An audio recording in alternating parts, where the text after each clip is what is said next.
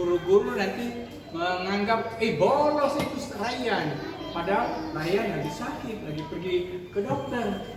Tapi kalau ada surat, guru tahu, oh Ryan tidak masuk sekolah karena sakit.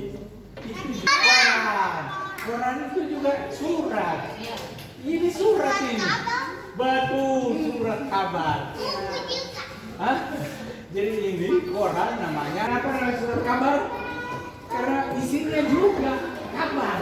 Kalau anak-anak sakit, ibunya tulis surat sakit. Ini namanya surat kabar.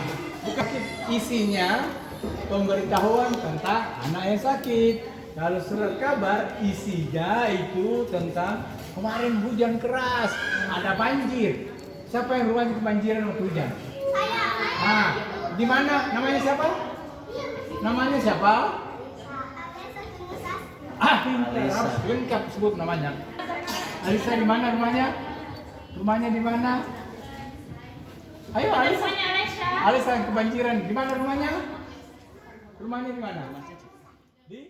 Akan dipotong. Setelah mesin memotong, nanti masuk mesin penghitung. Alipah. Ini kok corona.